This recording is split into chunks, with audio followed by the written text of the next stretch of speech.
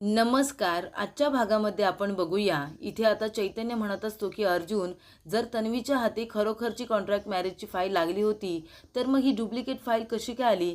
हे तुम्ही सगळं कसं काय मॅनेज केलंत? तेव्हा इथे सायली म्हणत असते, चैतन्य सर, तन्वीच्या हाती खरोखर कॉन्ट्रॅक्ट मॅरेजची फाईल लागली होती. ती आम्ही योग्य वेळी जाऊन तिथे बदलली. तेव्हा चैतन्य म्हणतो, म्हणजे कसं काय केलं तुम्ही? तेव्हा इथे अर्जुन आता घडलेला प्रकार सगळ्या चैतन्याला सांगत असतो. तेव्हा इथे अर्जुन म्हणतो की मिसेस सायली, तन्वीच्या हाती आपल्या कॉन्ट्रॅक्ट मॅरेजची फाईल लागलेली आहे. आपल्याला काही करून ती तिच्याकडून आता काढून घ्यावी लागेल, नाहीतर आपल्या दोघांचं सुद्धा काही खरं नाही आहे, आपलं भांडं फुटेल. तेव्हा इथे सायली आणि अर्जुन आता ऑफिसमध्ये जातात आणि डुप्लिकेट पेपर याच्या प्रिंटआउट काढून घेतात आणि एका इम्पॉर्टंट फाईलमध्ये त्या लावून आता दोघंजणं प्रियाचा पाठलाग करत आता तिच्या मागे मागे जातात. तेव्हा इथे अर्जुनने आता अंगावरती एक घोंगडी घेतलेली असते आणि तोंडाला सुद्धा रुमाल बांधलेला असतो आणि प्रियाच्या गाडीच्या समोर येऊन उभा राहतो. तेव्हा प्रिया म्हणत असते, ए कोण आहेस तू? तेव्हा इथे अर्जुन दरवाजा उघडतो आणि म्हणतो, ए बाहेर ये लवकर, सांगितलं ना बाहेर ये. तेव्हा इथे प्रिया म्हणते, नाही मी नाही येणार. अर्जुन म्हणतो, तू येतेस की नाही, की आता जबरदस्तीने बाहेर काढू तुला? प्रिया म्हणते, कोण आहेस कोण तू? तेव्हा अर्जुन म्हणतो की दे गाडीची चावी, दे नाहीतर पैसे तरी दे. तेव्हा प्रिया म्हणते, मी नाही तुला पैसे देणार, माझ्याकडे पैसे वगैरे नाही आहेत, कळलं ना?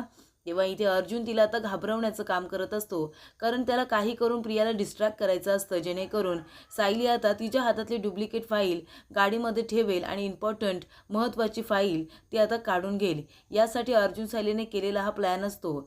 जेव्हा इथे आता प्रिया घाबरलेली असते आणि अर्जुनला आपल्या वडिलांची धमकी देत असते, त्या दरम्यानच इथे आता सायलीने महत्त्वाची फाईल काढून घेतलेली असते, जी की कॉन्ट्रॅक्ट मॅरेजची असते आणि डुप्लिकेट पेपर जे असेच आणून ठेवलेले असतात, ती फाईल आता सायली गाडीमध्ये ठेवून देते आणि आता बाजूला एका झाडाच्या मागे ती लपून बसते.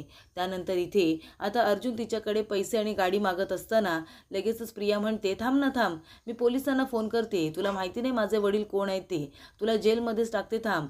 तेव्हा अर्जुन लगेचच तिथून पळून जाण्याचं नाटक करतो. आता प्रिया आपली गाडी घेते आणि तिथून सरळ निघून जाते. तेव्हा सायली म्हणत असते, सर, फाईल आपल्या हाती लागलेली आहे, आता पण काय करायचं? तेव्हा इथे अर्जुन म्हणतो की चला आधी आपल्याला घरी गेलं पाहिजे, आता तन्वी घरीच जाईल. तेव्हा इथे चैतन्य म्हणतो, अरे वा, म्हणजे तू सगळं घेऊन गेलास अर्जुन तिथे, ते सगळं घेऊन तू कसा दिसला असशील रे? तेव्हा इथे अर्जुन म्हणतो, ते सगळं राहू दे, तुला माहिती आहे का मी किती घाबरलो होतो, फाटली होती माझी. मला असं वाटलं होतं की आता तन्वी ती फाईल घरी घेऊन येते आणि सगळ्यांना सत्य सांगते की काय, आणि अगदी तसंच झालं. पण आम्ही योग्य वेळेला फाईल चेंज केली होती म्हणून, नाहीतर आमचं काही खरं नव्हतं. फाईल चेंज केली म्हणून आम्ही जिंकलो आहे आणि तन्वी हारली आहे, असं झाले. तेव्हा इथे सायली म्हणत असते, ते सगळं खरं असलं तरीसुद्धा आज आपण वाचलो सर, पण हे सत्य जर पूर्णाजीला, आपल्या आईंना, बाबांना, अश्विन भाऊजींना कळलं असतं तर त्यांना काय वाटलं असतं आपल्याबद्दल, तुम्ही विचार करताय का? म्हणजे बघा ना, प्रिया खरीच बोलत होती, आपण खोटे बोलत होतो. तेव्हा इथे आता सायलीला ते आवडलं नसतं की घरातल्या लोकांची फसवणूक होत असते. तेव्हा चैतन्य म्हणत असतो, असू दे ना सायली वहिनी, हे बघ, जे प्रियाकडून कळणार होतं ते चुकीच्या पद्धतीने कळणार होतं, त्याच्यामुळे धोका तर टळलेला आहे ना. तुम्ही दोघंजण एक सॉलिड टीम आहात रे. म्हणजे बघा ना, तुम्ही कशी एवढी मोठी परिस्थिती एकदम व्यवस्थित हँडल केलीत. खरं तर ना, तुम्हाला काहीतरी असा हॅशटॅग द्यायला पाहिजे, हॅशटॅग साजू वगैरे, सायली अर्जुन साजू. तेव्हा इकडे आता रविराज काका आणि प्रिया दोघेजणं घरी येतात. रविराज काका प्रियावरती खूपच जास्त चिडलेले असतात. प्रिया म्हणते, बाबा माझं एकदा ऐकून तरी घ्या. तेव्हा रविराज काका म्हणतात, तू तर आता काय बोलूच नको, माझा आवाज वाढवायला अजिबात लावू नकोस, कळलं ना? जे काय बोलायचं आहे ते उद्या बोलूया, आता तू सुद्धा जाऊन झोप, मला तुझ्याशी बोलायची सुद्धा इच्छा नाही आहे. तेव्हा इथे प्रिया म्हणत असते की हे सगळं अर्जुन सायली तुम्ही दोघांनीच केले, माहिती आहे मला, पण आता खरोखरची कॉन्ट्रॅक्ट मॅरेजची फाईल जेव्हा सगळ्यांच्या समोर आणेन ना, तेव्हाच मी गप्प बसेन. तर इकडे आता अर्जुन फ्रेश होऊन बाहेर येतो. तेव्हा तो म्हणत असतो की मिसेस सायली, मी खरं सांगू का, मला खूप फ्रेश वाटते, फ्रेश. म्हणजे जेव्हा तन्वीच्या हाती आपली फाईल लागली होती ना, तेव्हा मला भीती वाटत होती, असं वाटत होतं की सगळीकडे ढग आलेत आणि गडद अंधार झाला आहे. पण आता मला असं वाटतंय की सगळीकडे ऊनच ऊन आहे, एकदम फ्रेश वातावरण आहे, अजिबात कुठेही काळोख नाही आहे, आणि त्यामध्ये तुमच्या हातची गरमागरम एवढी टेस्टी कॉफी, फॅन्टॅस्टिक. तेव्हा इथे सायली मात्र तिच्याच विचारांमध्ये आता उभी राहिलेली असते. अर्जुनचं तिने काही बोलणं ऐकलेलंच नसतं. जेव्हा अर्जुन सायलीकडे बघतो तेव्हा अर्जुन येतो आणि म्हणतो, मिसेस सायली काय झालं? तेव्हा सायली म्हणते, काय झालं सर? अर्जुन म्हणतो, मला विचारायला हवं आहे तुम्हाला काय झालं? मागापासून मी एवढं बोलत होतो, तुम्ही काय ऐकलंच नाही का माझं बोलणं? तेव्हा सायली म्हणते, सर बघा ना, म्हणजे मी तोच विचार करते, प्रियाने आपल्या कॉन्ट्रॅक्ट मॅरेजची फाईल चोरली आणि ती सरळ पूर्णाजीला दाखवायला आली. बिचाऱ्या पूर्णाजीला, आईंना, बाबांना, अश्विन भाऊजींना हे सगळं जर कळलं असतं तर त्यांना किती वाईट वाटलं असतं या गोष्टीचं. आणि मला ते सहन होत नाही आहे की आपण आपल्या घरातल्या लोकांची फसवणूक करतोय. तेव्हा इथे अर्जुन म्हणत असतो, मिसेस सायली तुम्ही बरोबर बोलताय, पण प्लीज माझं एकदा ऐकून तरी घ्या. आणि आता जाऊन अर्जुन आधी दरवाजा लावतो आणि म्हणत असतो की हे बघा, जे काही घडलं ते वाईटच आहे, पण आपण हे कशासाठी करतोय तुम्हाला सुद्धा माहिती आहे ना, कारण आपल्याला आपल्या घरच्या लोकांना हर्ट करायचं नाही आहे. आणि तन्वीने ती फाईल चोरून ती सगळ्यांना दाखवायला आली होती. जर सगळ्यांना कळलं असतं तर त्यांना वाईट तर वाटलंच असतं ना. तेव्हा आपण त्यांना एका चांगल्या पद्धतीने सांगूया, जेणेकरून त्यांना आपला राग येणार नाही आणि परिस्थितीसुद्धा कळेल. आणि तसंही आता फक्त आपल्याला मधुभाऊ सुटेपर्यंत वाट बघायची आहे. एकदा का मधुभाऊ सुटले की मग, तेव्हा सायली म्हणते, मग काय सर? तेव्हा अर्जुन म्हणतो, मधुभाऊ सुटले की मग आपल्याला या कॉन्ट्रॅक्ट मॅरेजची गरजच लागणार नाही आहे ना, कारण तेव्हा कॉन्ट्रॅक्ट आपलं हे संपलेलं असेल, बरोबर की नाही? तेव्हा सायली म्हणते, हो सर बरोबर बोलताय तुम्ही. आणि तेव्हाही ते सायली आपल्या मनामध्ये म्हणत असते की मग तेव्हा कॉन्ट्रॅक्ट मॅरेजची काही गरजच नाही आहे, तेव्हा आपलं खरं खुरं लग्न असेल. म्हणजे मी तरी माझ्या बाजूने तसाच विचार केलेला आहे सर. तेव्हा इथे सायली म्हणत असते, पण सर आता ती फाईल आपल्याला ऑफिसमध्ये ठेवून जमणार नाही आहे, तुम्हाला माहिती आहे ना, प्रिया पुन्हा तिथे येऊ शकते. तेव्हा अर्जुन म्हणतो, एक काम करूया, आपण ती फाईल घरी ठेवूया. तेव्हा आता सायलीला आठवतं, इथे कल्पनाने जेव्हा अर्जुनच्या रूमची साफसफाई करायला घेतलेली असते तेव्हा कॉन्ट्रॅक्ट मॅरेजची फाईल कल्पनाच्या हाती लागलेली असते. पण त्यावेळेला अर्जुनने खूप मोठं नाटक केलेलं असतं, जेणेकरून ती फाईल कल्पनाच्या हातातून काढता येईल. तेव्हा इकडे सायली म्हणत असते, सर हे बघा, आपल्या रूममध्ये कुणी ना कुणीतरी येतच असतं. मागच्या वेळेला काय झालं होतं माहिती आहे ना, आई आल्या होत्या साफसफाई करायला, त्याच्यामुळे आपल्याला इथे सुद्धा ठेवून जमणार नाही आहे. तेव्हा अर्जुन म्हणतो, आपण एक काम करूया का, आपण लॉकरला ठेवूया फाईल, आणि लॉकरचा पासवर्डसुद्धा कुणाला माहिती नाही आहे, तो मलाच माहिती आहे. तेव्हा मी लॉकरमध्येच आता फाईल ठेवून देतो. तर इकडे अर्जुन आता आपल्या कपाटामध्ये जो लॉकर असतो त्याचा पासवर्ड आता टाकून इथे फाईल आता त्याच्यामध्ये गेलेली असते, जेणेकरून ती फाईल आता कुणाच्याही हाती लागायला नको, कारण त्या लॉकरचं पासवर्ड फक्त अर्जुनलाच माहिती असतं. त्यामुळे आता फाईल कुणाच्याही हाती लागू नये, जसा प्रियाने गोंधळ घातला तसा पुन्हा कुणी घालू नये, त्याकरता ती फाईल आता लॉकरमध्ये गेलेली असते. तर इथे आता रविराज काका टेन्शनमध्ये बसलेले असतात. तेव्हा तिथे नागराज आणि सुमन दोघंजण येतात. सुमन म्हणत असते, भाऊजी काय झालंय? सकाळपासून तुम्ही काही खाल्लेलं नाही आहे, एक शब्दसुद्धा बोलला नाही तुम्ही, काही टेन्शन आहे का तुम्हाला? तेवढ्यातच प्रिया आता तोंड लटकवून तिथे येते. तेव्हा नागराज म्हणत असतो, या बायानेच काहीतरी केलं असेल, तोंड एवढं जमिनीपर्यंत टेकून घेऊन आली आहे, याचा अर्थ हिनेच माती खाल्लेली दिसते. तेव्हा नागराज म्हणतो, दादा अरे काही सांगशील का, बोल ना काय झालंय?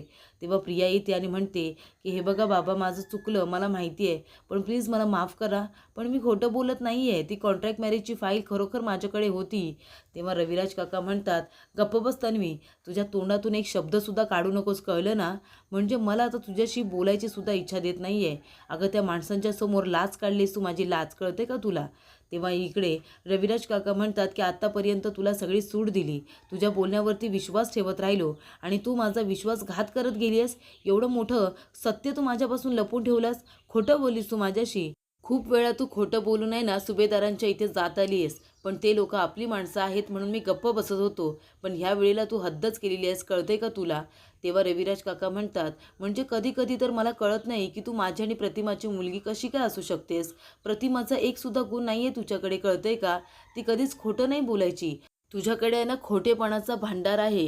प्रतिमाचा एक सुद्धा गुण कसा काय नाही गं तुझ्याकडे? मला तर कधी कधी वाटतं तू माझी आणि प्रतिमाची मुलगी आहेस की नाही. तेव्हा सुमन म्हणत असते, भाऊजी मान्य आहे तुम्ही रागवलेत आता तन्वीवरती, पण हे बघा आपली मुलगी आहे, ती रागवू शकते ना.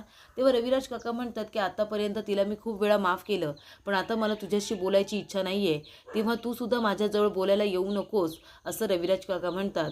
तेव्हा इथे प्रिया रडायचं नाटक करते. तेव्हा नागराज म्हणत असतो की जा जरा तिच्यासाठी कॉफी वगैरे करून आण जा सुमन. सुमन गेल्यानंतर नागराज म्हणत असतो, ए बाई काय माती खाली सांग बरं तू. तेव्हा इकडे कॉन्ट्रॅक्ट मॅरेजची फाईल अर्जुन सायलीने बदललेली असते, याबद्दल प्रिया आता नागराजला सांगते. तेव्हा नागराज म्हणतो, आता सध्या काही करू नकोस, खूप माती खाल्ली आहेस तू, माती नाही शेण खाल्लेस तू, शेण टोपलीभर, पण आता तू गप्प बस, काहीच करू नको. तर इथे अर्जुन आता आपलं काम करत असतो. काम करत असताना त्याची मान दुखते. सायली म्हणते, "सर काय झालं? तुमची मान दुखते का?" तेव्हा अर्जुन म्हणतो, "हां, ती मान जरा माझी लचकली आहे काम करताना." तेव्हा सायली लगेचच त्याची मान दाबायला सुरुवात करते, खांदे वगैरे दाबून देत असते. ती म्हणते, "काय सर तुम्ही पण? तुम्ही अजिबात स्वतःकडे लक्ष देत नाही आहे. एकदा का लॅपटॉप तुम्ही घेतलात की 2-2 तास त्याच्यावरती काम करत बसता.